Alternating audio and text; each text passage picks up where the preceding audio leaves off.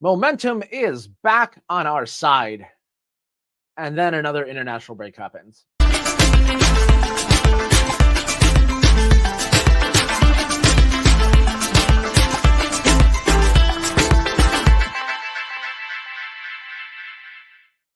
Hello again, and welcome back to the Newcastle United Digest, where we deliver tune content in bite-sized chunks. I'm Adam Snyder, and happy Veterans Day to everyone watching who served in the military here in the US, and happy Remembrance Day in Canada and the UK. The sacrifices given by the men and women who served in uniform for all three of our countries and many more. They're one of the biggest reasons why we're able to enjoy football today and also create content just like this. On this episode, we are covering Newcastle's third straight win in all competitions, the 3-1 win against Nottingham Forest on Sunday, November the 10th. It was a tale of two halves, and it was a great example of how Eddie Howe made some great adjustments as the game went on. And we're going to start off with that first half slump. The first part was the Yates elbow on Tino Livramento that was not called. There was no call, there was no card, there's no VAR review. And as a result of the play, Forrest went up the field, Byrne was at midfield, and he took a professional foul to stop play so Livramento could get some treatment. Unfortunately, it was Dan Burns' fifth yellow card of the season, so that means he will miss the next match against West Ham. Do I agree with this play? On both sides, no. This should have been called a foul beforehand, but whenever you take a retaliatory foul, you're always going to be the one that gets under the microscope a lot more, and you're going to get a worse punishment than what anybody else would have when it comes to the initial foul. And once again, Anthony Taylor and his crew were definitely not on our side this game, especially in the first half. The Forest goal started with yet another blown call. There was a battle for the ball on the near side near the end line. The ball took a final deflection off of a Forest player, and yet it was still given a corner. We cleared the ball, and Forrest was able to retrieve, bring it back in. Willock committed a foul outside of the penalty area, and that was the play that Forrest scored their lone goal on. Now let's talk about that goal for just a second. I think that this was a big miscommunication between Joelinton and the rest of the team. Everybody else was man marking. He was zonal marking for whatever reason, and that left center back, who I thought was a left back. That explains his, slowness. Murillo came in on a free header and was able to bury it on that free kick. Should somebody else have picked him up? When I looked at it, I don't see anybody else who has the size or the ability to keep up with him to prevent him from getting that free header other than Joelinton. I think that Murillo was Joelinton's man, and the fault is definitely on Big Joe for that one. The lack of calls continued throughout the half.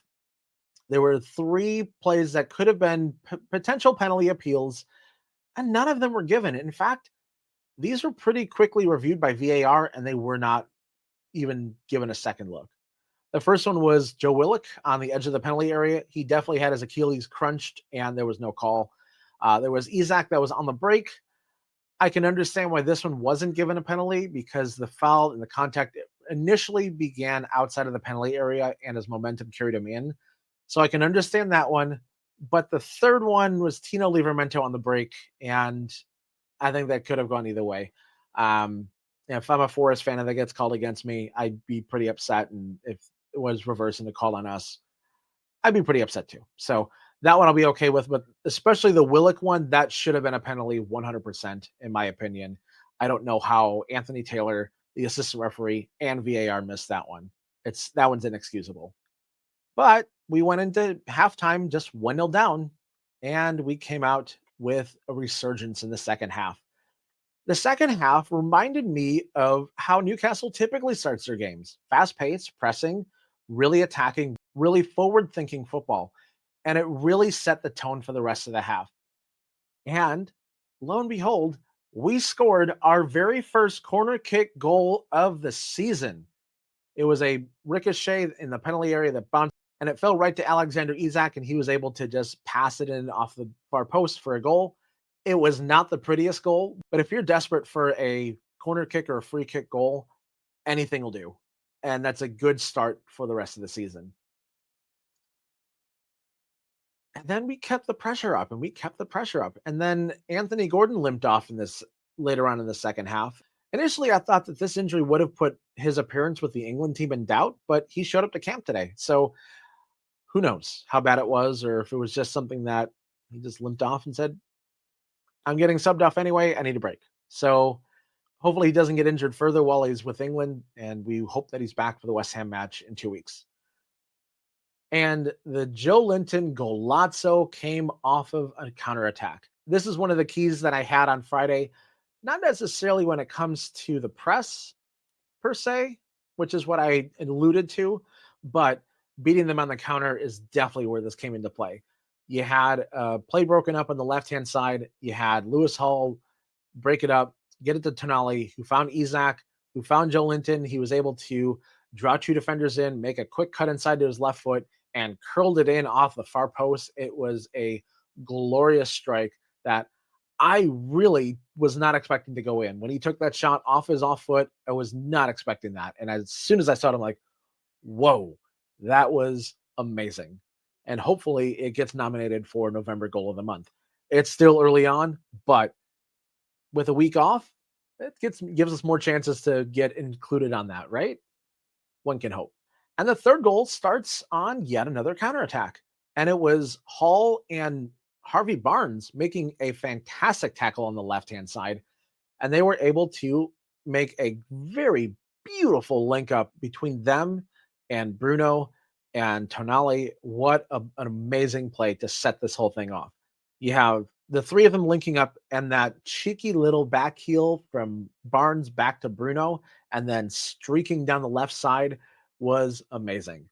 Bruno finds Tonali and sets him off on a 3v2. Joelinton makes the dummy run down the right-hand side, and Tonali finds Barnes. He was able to make a quick cut, draw two defenders in, create a screen, and beat Matt Sells on the short side.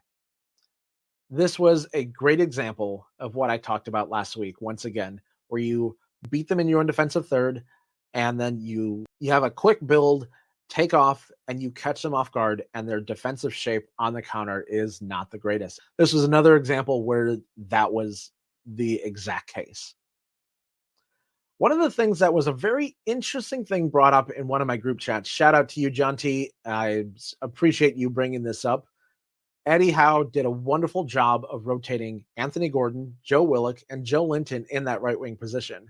So once Forrest figured out one of them, Eddie rotated him out, and they had to figure it out all over again. And it definitely paid off on that Joe Linton golazzo. Wow, I'm still in awe of that goal. I really, really hope that gets nominated for Goal of the Month.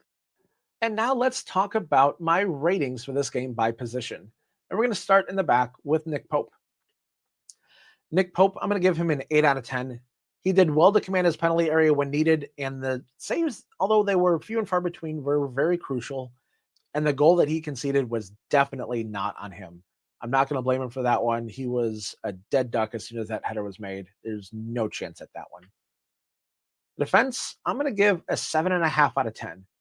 The back line was solid today, and they did a good job of beating Forest press when it was applied. I thought that Burns' yellow card was a little needless. Even if it's a good professional foul, there's no way that he should be at the midfield stripe once again. This is one of those things where I'm getting really infuriated with this, and I don't understand why he's getting caught there. Like I said before, it's the retaliatory foul that gets punished far worse than the missed call, and Burn fell for it. The midfield, I'm going to give them an 8 out of 10 for this game. If they played the first half the same way they played the second half, this would be a slam dunk 10 out of 10 performance for them. They were dominant in all areas of the pitch in the second half, and they were the reason why Nottingham Forest was so worn down so much down the stretch, and that's what led to the counterattacks.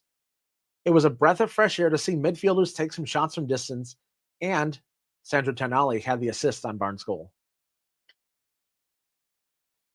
And for forwards, I'm going to give them a 9 out of 10. All 3 goals came from forwards this game. Joelinton was technically playing right wing on this one, so I'm gonna count it. And the Barnes goal was obviously from the left wing, and he had one right down the middle of the set piece. So the 2 goals by Joelinton and Barnes were great pieces of skill, and the Isak goal was just clinical when he was called upon. Just calm, cool, collected when there's a whole bunch of chaos going on around you.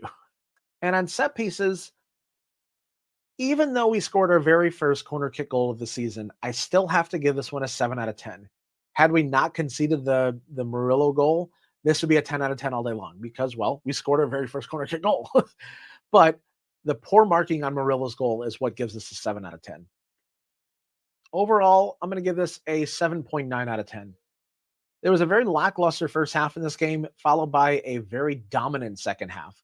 And that was enough to decisively take 3 points away from the City Ground. Well done to Eddie and his staff to make the necessary adjustments and taking the wind out of Forest sails going into the international break. And in case you missed it, the squad is heading off to Saudi Arabia for some warm weather training during this international break. All of those who are not representing their home countries will be heading off. I believe they're probably there by now. And they're going to be getting some good training in there, relaxing a bit, getting recuperated, replenished. And hopefully, this does not take the wind out of their sails going into West Ham 2 weeks from today. And that will do it for this episode of the Newcastle United Digest. And if you've made it this far, be sure to give this video a like. And if you're not a subscriber, be sure to hit that subscribe button and also hit that notification bell so you are alerted for any other videos that come up in the near future. So one thing I do have to talk about is my video from last week and the title and the thumbnail about Jose Mourinho possibly taking over Eddie Howe's job if things go south. One thing I realized after the fact is who wrote the article for The Guardian, and that is Luis Taylor. If you've watched any of the press conferences this year, you'll notice that Luis Taylor is always the one trying to rile up Eddie Howe in his press conference. She's always asking some very wildly off-topic questions that are just designed to annoy him, piss him off, try to get him off of his game, whatever. And I don't think it's a coincidence that she released this article 3 years to the day after Eddie Howe signed as Newcastle United manager. And I don't think Eddie Howe's going soon. And I think that Eddie Howe has full confidence of the club. And if you don't think that's the case, go and look on Newcastle United's YouTube channel. There's a 31-minute video talking about the journey that Newcastle has had from signing day up until now. Nobody does that unless they have full confidence in their manager. So go ahead and give that a watch when you get the time. I'll link to it here in this video, and I cannot recommend it enough. So later on this week, I will be releasing one more video. I'll be going back and revisiting a news story that made some big waves when it came out, but when I took a deeper look, I have some questions. I'll reveal those questions in that next video. So until then, hoy the lads. Bye for now.